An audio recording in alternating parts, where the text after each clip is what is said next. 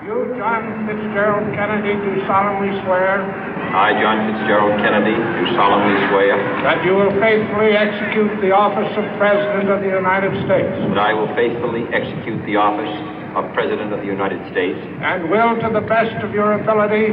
And will, to the best of my ability. Preserve, protect, and defend the Constitution of the United States. Preserve, protect, and defend the Constitution of the United States. So help you God. So help me God.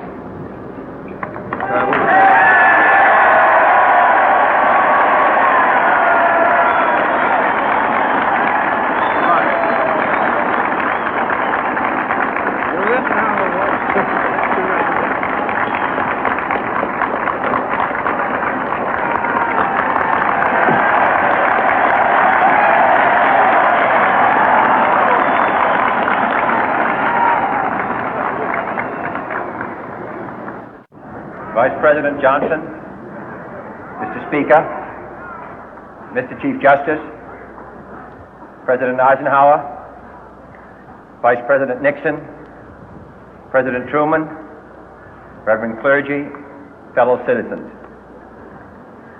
We observe today not a victory of party, but a celebration of freedom, symbolizing an end as well as a beginning, signifying renewal as well as change. For I have sworn before you and Almighty God the same solemn oath our forebears prescribed nearly a century and 3/4 ago.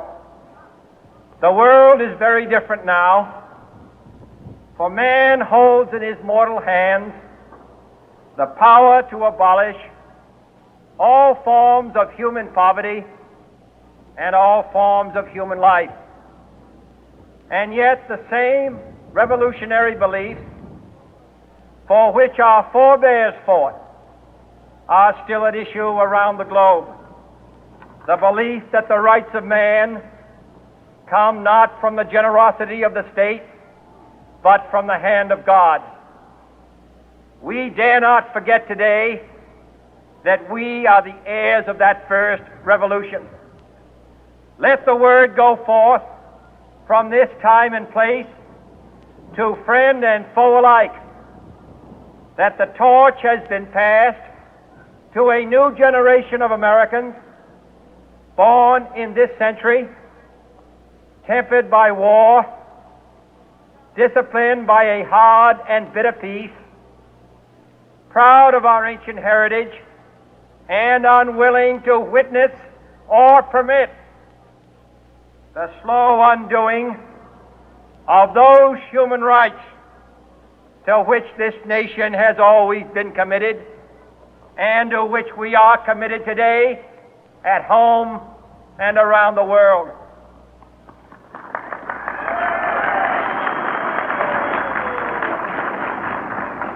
Let every nation know, whether it wishes us well or ill, that we shall pay any price, bear any burden, meet any hardship, support any friend, oppose any foe to assure the survival and the success of liberty.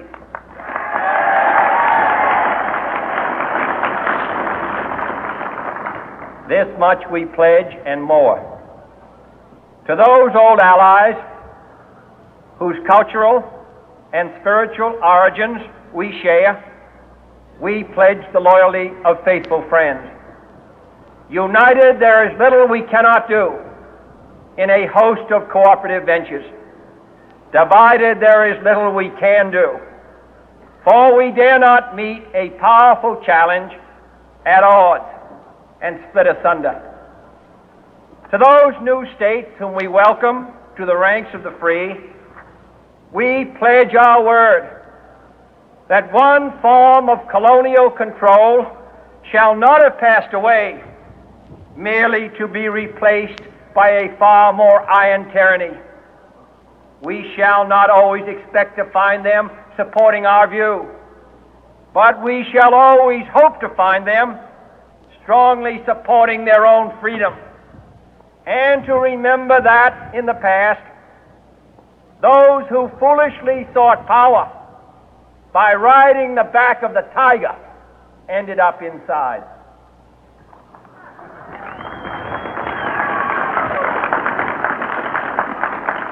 To those people in the huts and villages of half the globe struggling to break the bonds of mass misery, we pledge our best efforts to help them help themselves for whatever period is required, not because the communists may be doing it, not because we seek their votes, but because it is right.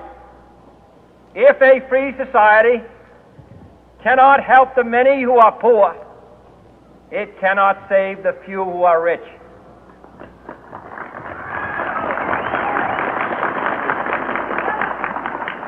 To our sister republics south of our border, we offer a special pledge to convert our good words into good deeds, in a new alliance for progress, to assist free men and free governments in casting off the chains of poverty. But this peaceful revolution of hope cannot become the prey of hostile powers. Let all our neighbors know that we shall join with them to oppose aggression or subversion anywhere in the Americas. And let every other power know that this hemisphere intends to remain the master of its own house.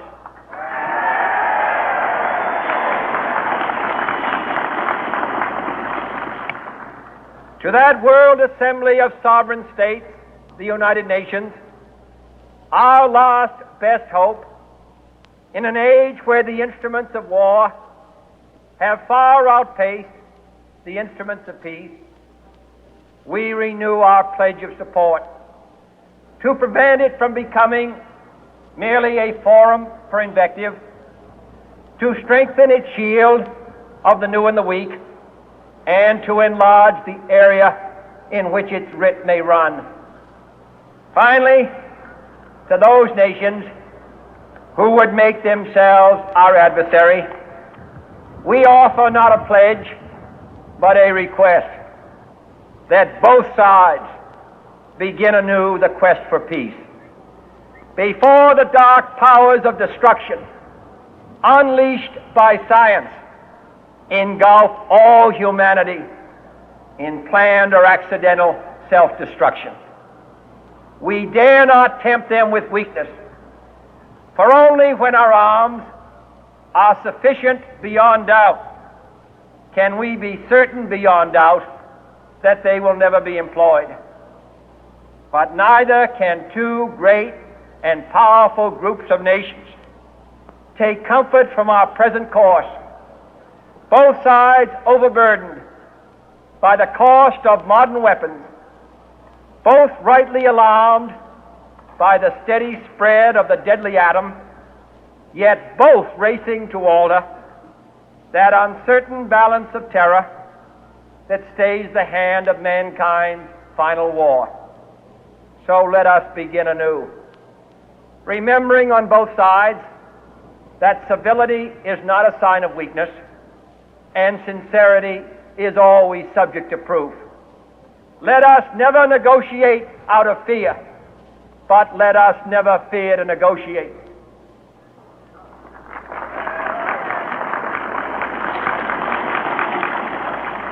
Let both sides explore what problems unite us, instead of belaboring those problems which divide us. Let both sides, for the first time, formulate serious and precise proposals for the inspection and control of arms, and bring the absolute power to destroy other nations under the absolute control of all nations.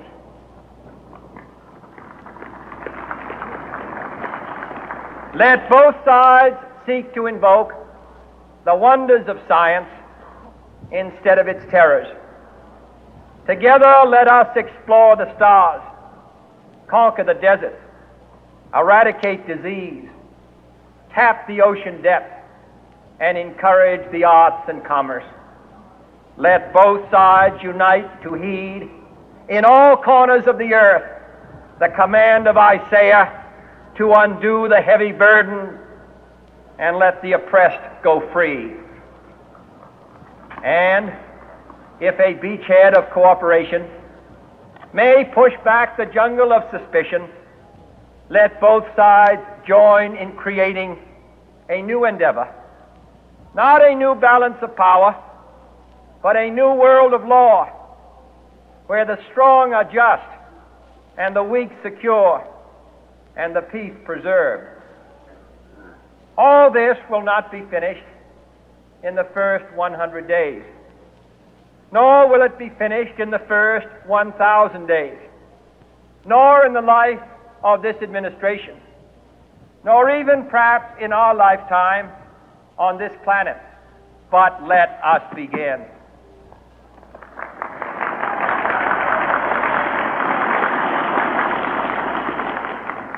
In your hands, my fellow citizens, more than mine, will rest the final success or failure of our course.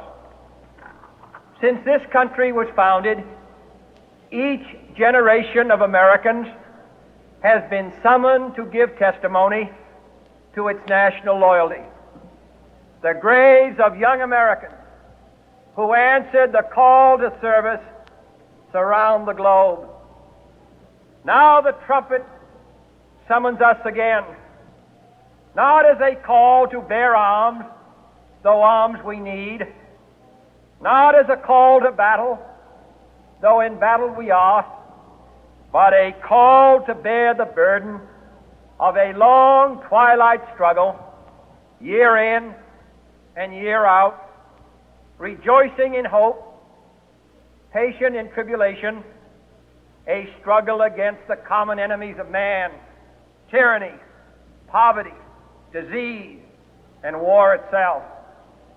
Can we forge against these enemies a grand and global alliance, north and south, east and west, that can assure a more fruitful life for all mankind? Will you join in that historic effort?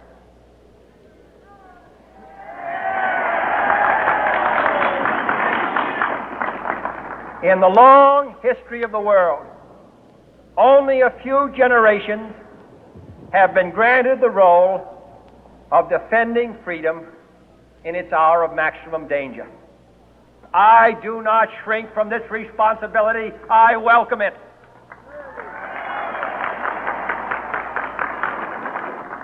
I do not believe that any of us would exchange places with any other people or any other generation.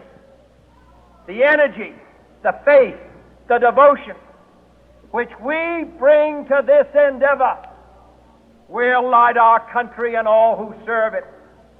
And the glow from that fire can truly light the world.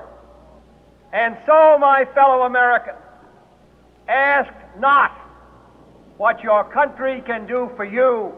Ask what you can do for your country.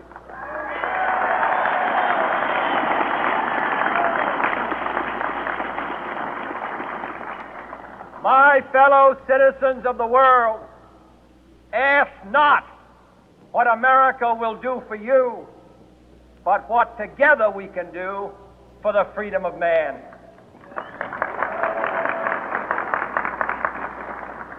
Finally, whether you are citizens of America or citizens of the world, ask of us here the same high standards of strength and sacrifice which we ask of you.